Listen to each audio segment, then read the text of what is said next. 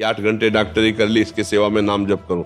मुझे लगता है कि ऐसे विचार उत्तम भागवत के नहीं होते, क्योंकि मरीज को मरीज न मान करके एक व्यापार मान लिया। डॉक्टर को एक व्यापार नहीं, डॉक्टर भगवान है। वो भगवान है, उस समय पिता के समान है।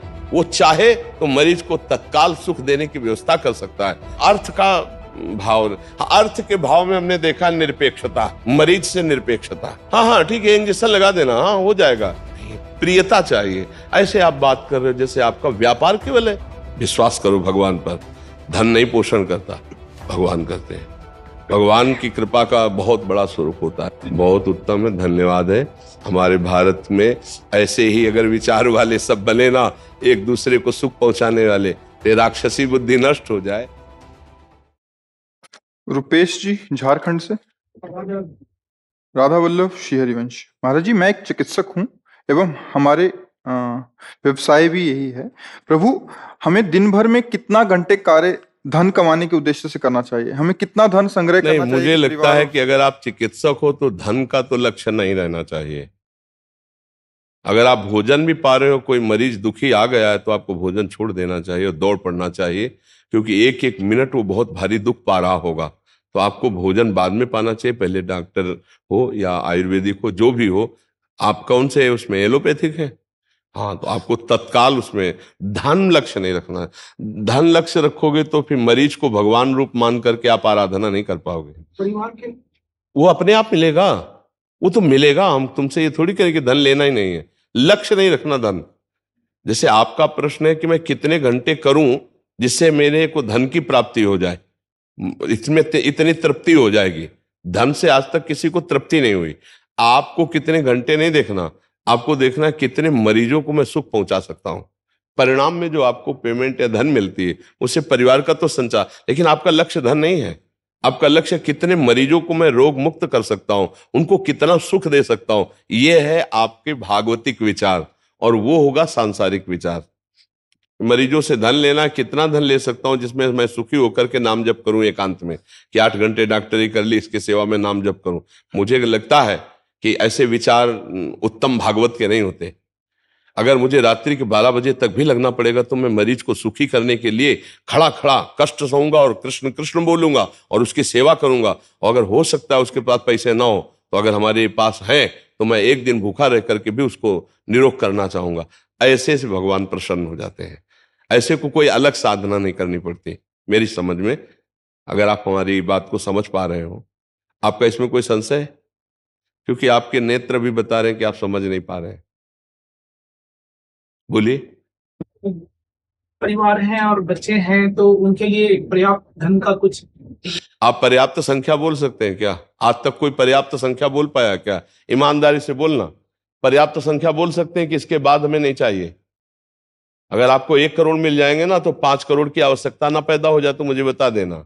5 करोड़ मिल जाएंगे ना तो 50 करोड़ की आवश्यकता पैदा हो जाएगी, पक्का। ये कभी पर्याप्त हो ही नहीं सकता। इसे सुरसा समझो। सुरसा का मतलब होता है ना, दुगना रूप बढ़ाती चली जाए। 8 से 16, 16 से 32, 32 से 64 बढ़ाती चली जाती है। तो अति लघु, विवेक क्या कहता है? अति लघु रूप धरे हनुमाना। बहुत सूक्ष्म रूप धारण करके मुख में जाकर वापस आ गए। वासना की कभी पूर्ति नहीं होती, उपासना से ही पूर्ति होती है। जो मिले उसमें संतोष करो और मरीज को भगवान मानकर उसके कष्ट निवारण की बात सोचो। अगर धन की बात रहेगी तो आप ये बात नहीं कर पाएंगे। मरीज को ऐसे देखो जैसे अपना बेटा अगर बीमार होकर ऐसी स्थिति में आता तो मैं क्या करता? सारा बौद्धिक बल लगाकर उसको सुखी करने की चेष्टा करता। ऐसे मरीज को जैसे आपका भाई आता तो क्या करते? आप बावरे होकर लग जाते कि कैसे कष्ट निवारण करें। धन लक्ष्य नहीं रखना, मरीज की प्रियता रखनी। भगवान मरीज रूप में आए, हम पूरा जोर लगा देते हैं। वो आपको इसलिए बोले कि आप वैष्णो तिलक लगाएं, आप कंठी बांधे, तो आप भागवतिक हैं। भागवतिक है इसका मतलब आपका उत्तर भागवतिक ही जाना चाहिए आपके पास, जिसमें आपको भगवान की भी प्राप्ति होगी और धन की भी प्राप्ति होगी और आनंद भी रहेगा। अगर आप धन लक्ष्य करेंगे तो वैसा ही बर्ताव करेंगे मरीज के साथ। देखो भाई, इतनी फीस होगी तो होगी नहीं, आप ले जाइए, कहीं भी ले जाइए। इतने रुपए की व्यवस्था होगी तो ऑपरेशन कर सकते हैं, नहीं आप मतलब आपको मरीज से मतलब नहीं, केवल रुपए से मतलब है। आप समझो, कई ऐसे डॉक्टर हैं जो केवल रुपए से मतलब रखने के कारण समाज से अप्रिय हो चुके हैं। क्योंकि मरीज को मरीज ना मान करके एक व्यापार मान लिया। डॉक्टर को एक व्यापार नहीं, डॉक्टर भगवान है, वो भगवान है, उस समय पिता के समान है। वो चाहे तो मरीज को तत्काल सुख देने की व्यवस्था कर सकता है। देखो, सबसे पहले दवा होती वाणी। आप बिल्कुल निश्चिंत रहिए, आप जैसे हजारों मरीजों को ठीक किया है, आप वादा करता हूं आप सुखी हो जाएंगे, आप निरोग हो जाएंगे। भले वो 2 मिनट बाद पधार जाए, लेकिन आपके वचन अमृत जैसे गए ना, आप बिल्कुल नहीं, अरे बिल्कुल आप निश्चिंत आइए आइए। आपका ओ ऑपरेशन कोई कष्ट नहीं होने वाला, बिल्कुल आप जान नहीं पाएंगे। ऐसे वचन बोले जाते हैं, नहीं बहुत सीरियस मैटर है, उन्होंने बताया कि हम बहुत, वो गलत बताया, आप बिल्कुल ठीक हो जाएंगे। भले वो 4 मिनट बाद बहुत सीरियस स्थिति में मर जाएगा, लेकिन आपके वचन ऐसे होने चाहिए। मरीज का पहली औषधि आपके वचन, दूसरी आपकी प्रियता, तीसरी आपकी जो ज्ञान कमाया है आपने औषधि का, उसका प्रयोग, उसमें मन माना नहीं, अर्थ का भाव। अर्थ के भाव में हमने देखा निरपेक्षता, मरीज से निरपेक्षता। हाँ हाँ ठीक है, इंजेक्शन लगा देना, हाँ हो जाएगा, नहीं, प्रियता चाहिए। ऐसे आप बात कर रहे हो जैसे आपका व्यापार केवल है। अरे वो मरीज आया है, भगवान आए हैं उस रूप में, आपको ज्ञान मिला है, आप अपने पूरे ज्ञान का प्रयोग कर दीजिए। कभी ऐसा करके देखना, पूरे ज्ञान का प्रयोग कर दीजिए, अर्थ की अव्यवस्था में आप अपना अर्थ लगा दीजिए और फ्री सेवा कर दीजिए, तो आपके परिवार में ऐसे प्रवीण पैदा होंगे कि जो कमा के भी तुम नहीं उनको प्रवीण कर सकते थे, वो कमा के तैयार कर देंगे।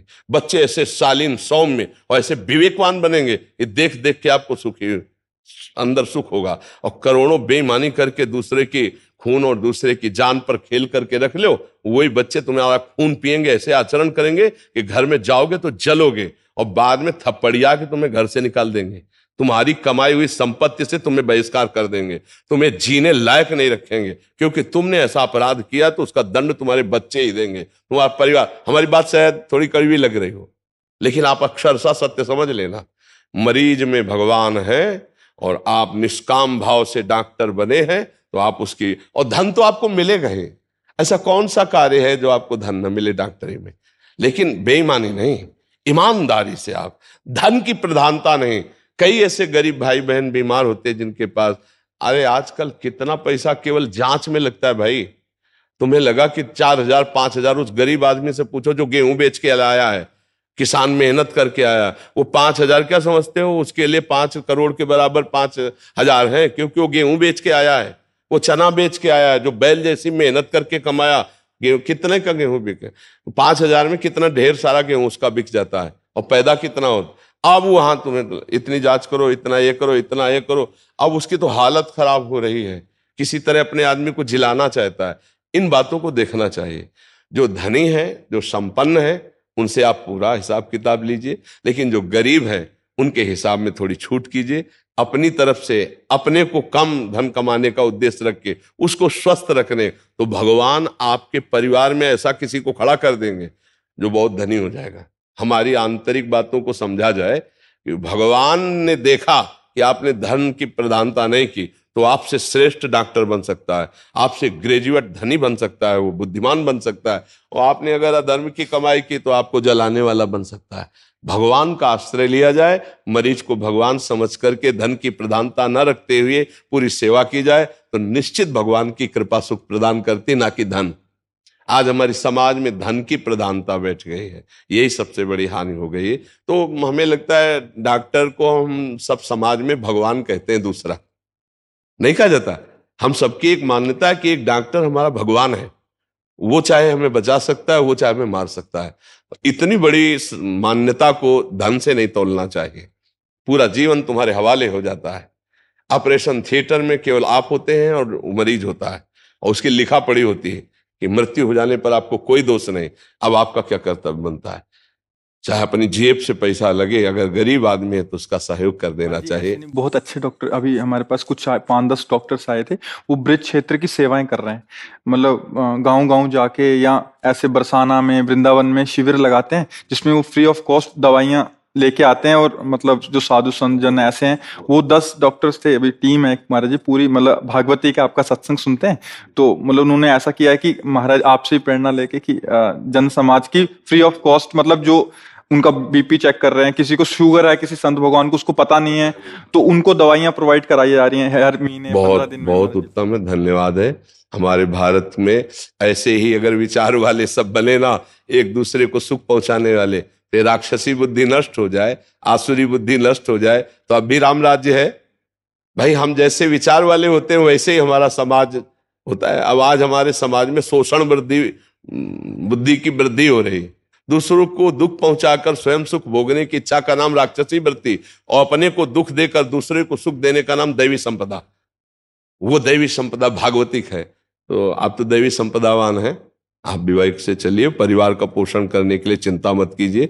भगवान करे योगक्षेमम वहाम्यहम, विश्वास करो भगवान पर। धन नहीं पोषण करता, भगवान करते हैं। भगवान की कृपा का बहुत बड़ा स्वरूप होता है। परिवार को नष्ट होते देखा है, बड़े जमींदार, बड़े रुपया पैसा जमा, धर्म शुरू हुआ ना तो हमने बर्बाद होते देखा है, और एक गरीब घर को सजते हुए देखा, धर्म से चलते हुए। धर्म से चलो, मेहनत करके कमाओ, तो बच्चे तुम्हारे बड़े धनी हो जाएंगे। सबसे बड़ा धन होता है बौद्धिक स्तर शुद्ध होना। बौद्धिक स्तर बिगड़ गया, खूब रुपया कमाया, ड्रग्स पी रहे, गंदे आचरण कर रहे हो, किस काम का परिवार हो जाएगा। इसलिए धर्म से चलो, धन की प्रधानता न रखो।